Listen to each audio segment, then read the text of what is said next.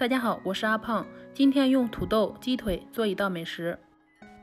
土豆洗干净削皮，切成滚刀块，放入大碗中备用。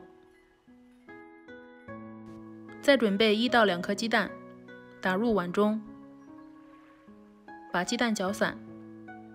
搅散后加入土豆块里面，充分搅拌均匀，再加入1大勺土豆淀粉。这个碗太小了，转移到大碗中。再次搅拌均匀，放一边备用。准备4只鸡腿，清洗干净，切成块，不要切得太大，放入大碗中备用。碗内再打入1颗鸡蛋，搅散，然后把蛋液倒入鸡肉里面，鸡肉和蛋液搅拌均匀，然后再加入1大勺土豆淀粉，完全搅拌均匀就可以了。筷子周围有密集气泡，下入拌好的土豆块，开中小火慢炸，炸至表皮金黄5成熟，控油捞出，放在盘子里备用。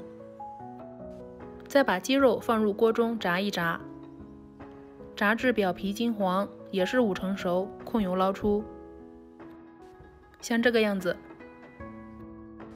放入大碗中。加入2大勺生抽，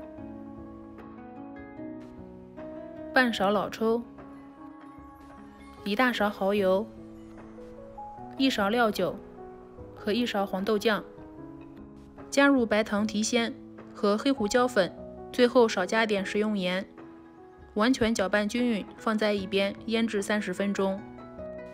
再准备1点鲜豌豆，清洗干净，1个洋葱切成丝。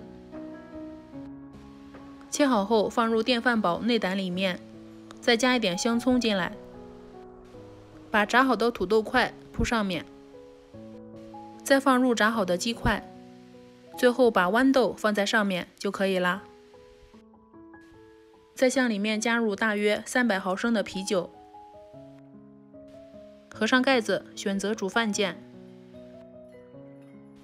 哇，好香啊，真的是好香啊！最后撒一点葱花，这样做的鸡肉鲜嫩有嚼头，吃起来不硬不柴。土豆块也是非常软烂的，虽然是油炸的，但是一点也不油腻，老人孩子都适合吃，而且做法简单。喜欢我的视频就关注我吧，谢谢您的支持。